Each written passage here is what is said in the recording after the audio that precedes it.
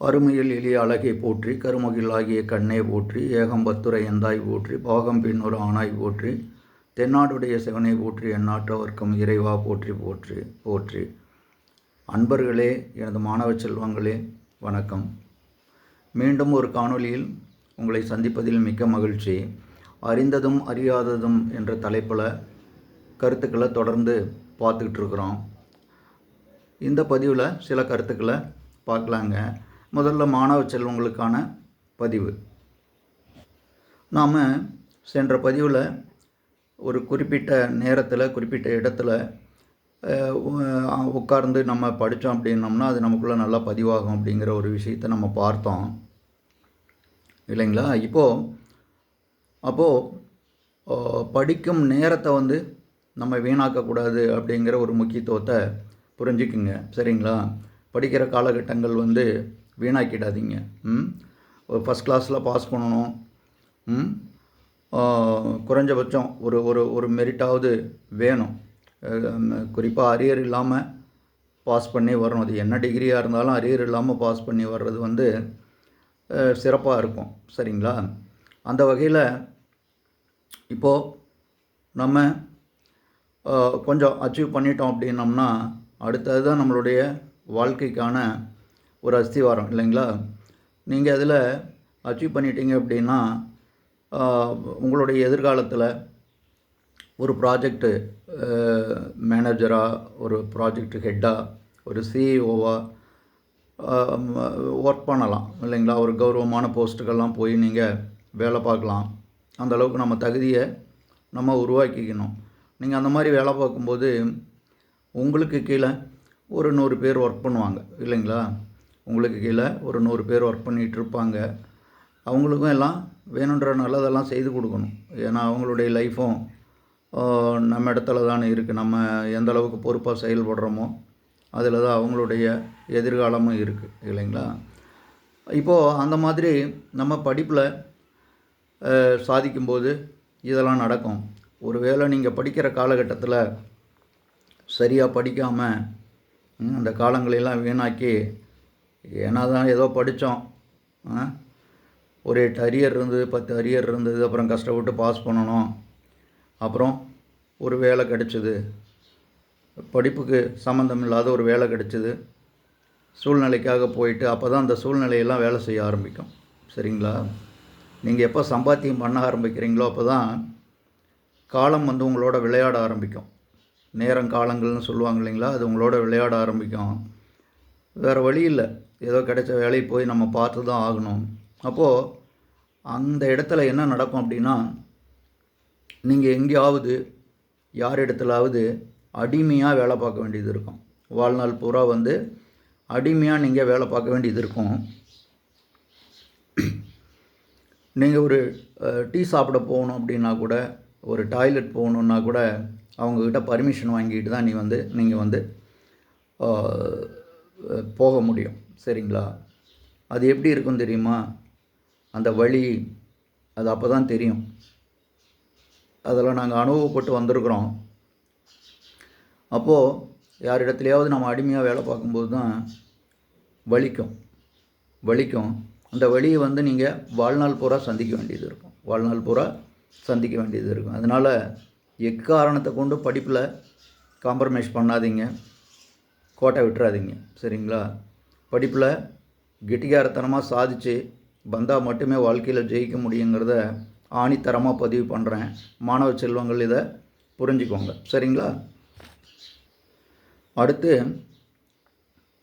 இந்த ஜோசியர்கள் கடந்த பதிவில் பார்த்தோம். ஜோசியர்கள் இந்த மாதிரி தலையங்கம்லாம் கொடுத்து பதிவு பண்ணிகிட்ருக்காங்க பதிவுகளை அப்படின்னு.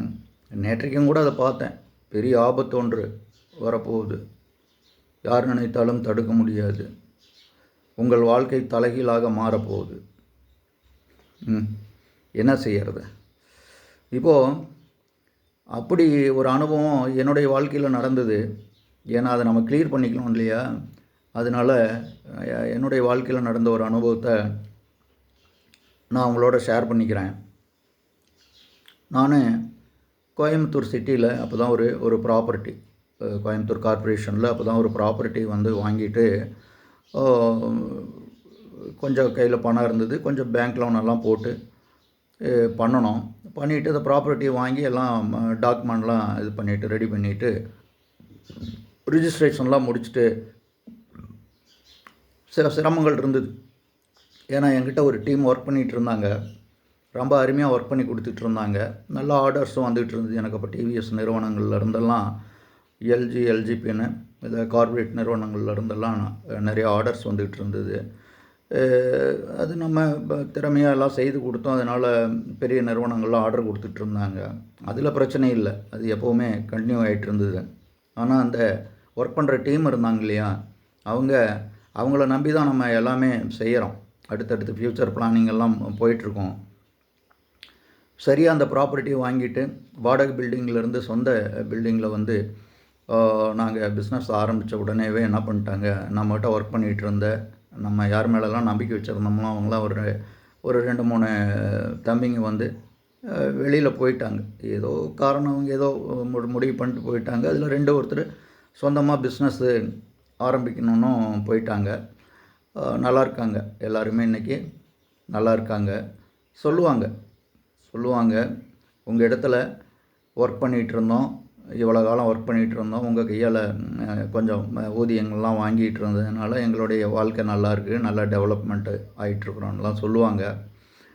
இறைவனுக்கு நன்றி, நம்ம கையில் என்ன இருக்குது இல்லைங்களா? அதனால்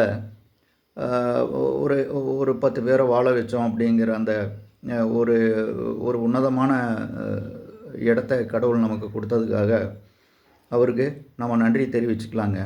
அப்போது அந்த நேரத்தில் என்ன இவ்வளோ சிரமமாக இருக்கே, நம்ம பிளானிங் வேறு மாதிரி இருந்தது, இங்கே நடக்கிறது வேறு மாதிரி இருக்குது அப்படின்ட்டு, சரி கொஞ்சம் நேரங்காலங்கள் எப்படி இருக்குது அப்படின்னு பார்க்கலான்ட்டு பக்கத்தில் ஒரு ஜோசியர், அவர் பிரபலமான ஜோசியர் தான், நிறைய வருவாங்க, கம்பெனிக்காரர்லாம் நிறையா வருவாங்க. காரில் வந்துட்டு ஒரு நாள் பூரா கூட வெயிட் பண்ணி பார்த்துட்டு போவாங்க அவர்கிட்ட. ஏதோ பண்ணி கொடுக்குறாரு, அவருக்கு தெரிஞ்ச எல்லாம் பண்ணி கொடுக்குறாரு, நல்லா இருக்காங்க. சரி நம்மளும் நம்மளுடைய கட்டத்தை கொடுத்து பார்ப்போமே, ஜாதகத்தை கொடுத்து பார்ப்போமே அப்படின்னு சொல்லிட்டு அவர்கிட்ட கொடுத்துருந்தேங்க. அப்புறம் ஒரு 1 டே டைம் கொடுங்க, நான் எல்லாம் குறிப்பெல்லாம் எடுத்துகிட்டு கூப்பிட்றேன் வாங்கினா அப்படின்னாரு. போயிருந்தேன். அப்புறம் ஆரம்பித்தார். ஆனால் அவங்க இதை பார்த்தாங்கன்னா, நீங்கள் இருக்கீங்கள்ல, இருக்கீங்க, என்னை பார்க்க வந்திருக்கீங்களே, அதுவே ரொம்ப அதிசயமாக இருக்குது. ஏன்னா கடந்த காலங்களை பார்க்கும்போது ஒன்றா நீங்கள் வந்து யாரையாவது கொலை பண்ணிவிட்டு ஜெயிலுக்கு போயிருக்கணும். எப்படிங்க, யாரையாவது கொலை பண்ணிவிட்டு ஜெயிலுக்கு போயிருக்கணும், அல்லது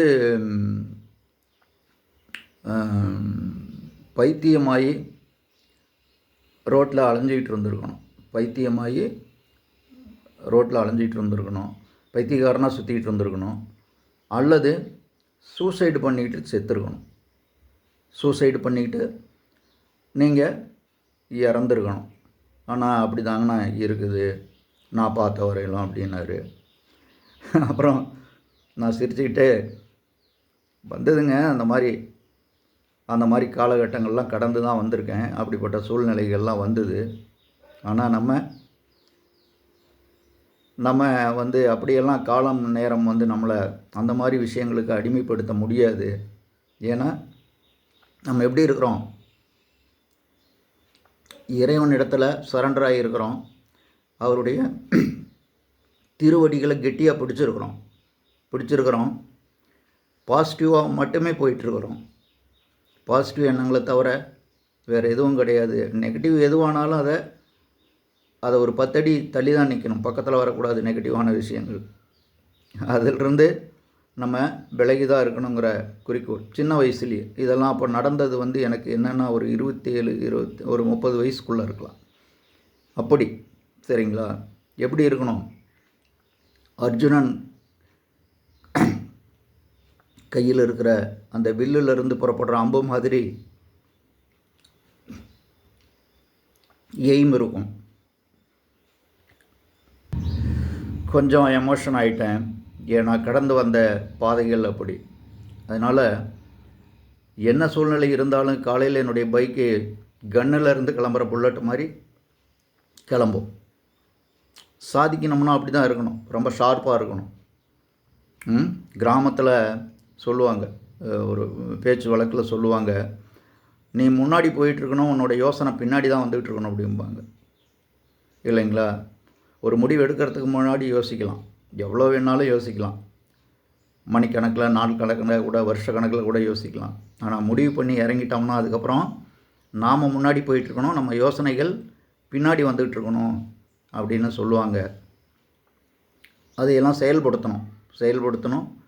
இறைவன் ஓரளவுக்கு நமக்கு என்ன தேவையோ அதெல்லாம் ஃபுல்ஃபில் பண்ணி கொடுத்துருக்கார் இல்லைங்களா? போதும் என்ற மனமே பொன் செய்யும் மருந்து. அதனால் வாழ்க்கைக்கு என்ன தேவையோ, அடிப்படை தேவைகள், ஆதாரங்கள் என்ன தேவையோ அதெல்லாம் உருவாக்கி கொடுத்துருக்காரு. உடல் ஆரோக்கியத்தை கொடுத்துருக்குறாரு, அதுவே பெரிய சொத்து. அதனால் நல்லா வாழ்ந்துகிட்ருக்குறோம். அதுக்கப்புறம் அதெல்லாம் விட்டு வெளியில் வந்துட்டோம். இருந்தாலும் தினசரி ஒரு வேலைக்கு ஏற்பாடு பண்ணி கொடுத்துருக்காரு, இந்த உடல் ஆரோக்கியத்தை கொடுத்துருக்காரு. இப்போது இந்த ஒரு யூடியூப்பில் ஒரு நல்ல விஷயங்களை பதிவு செய்துக்கிட்டு இருக்கிறோமே, இப்படிப்பட்ட பாக்கியங்களை கொடுத்துருக்காரு. அதனால் ஏன்னா இதெல்லாம் எங்களுக்கு சின்ன வயசில், நாங்கள் ஒரு 15 வயசு, 20, 25 வயசெல்லாம் கடந்து வர்றவரெல்லாம் எங்களுக்கு யாருமே எதுவுமே சொல்லலை. இன்றைக்கு வரையிலுமே அப்படியெல்லாம் யாரும் பெருசாக நம்மளை கையை பிடிச்சி இதுதான் வழின்னு அழைச்சிட்டும் போகல, வழிகாட்டில் ஒரு அறிவுரைகள், அந்த கைடன்ஸுங்கிறதெல்லாம் பெருசாக இல்லை. அதனால் இன்றைய நம்ம தலைமுறைக்கு, மாணவ செல்வங்களுக்கு, இன்றைக்கி 20, 25 வயசு, ஒரு டிகிரி முடித்து வேலைக்கு போகிற, உத்தியோகத்துக்கு போகிறவங்க, தொழிலுக்கு போகிறவங்கலாம் ஒரு மன உறுதியோடு செயல்படணும் அப்படிங்கிறதுக்காக இந்த நிகழ்வை பதிவு பண்ணுறேங்க. சுயபுராணம் பாடுற இடமோ கருத்தோ இது இல்லை. அதனால் நான் அறிந்த விஷயங்களை தானே பதிவிட முடியும் இல்லைங்களா? அறியாத விஷயங்களெல்லாம் இருக்குது, அதெல்லாம் பார்ப்போம். சரி, நன்றி. அடுத்தடுத்து கருத்துக்களை அடுத்த வீடியோவில் பார்ப்போம். 12 நிமிஷம் ஆயிடுச்சு. அதனால் இதெல்லாம் கருத்தில் கொண்டு செயல்படுங்க, வெற்றி நிச்சயம். எல்லோரும் நல்வாழ்வு வாழ ஏக இறைவனை வணங்கி மீண்டும் அடுத்த பதிவில் சந்திக்கும் வரை நன்றி கூறி விடைபெறுகிறேன். நன்றி.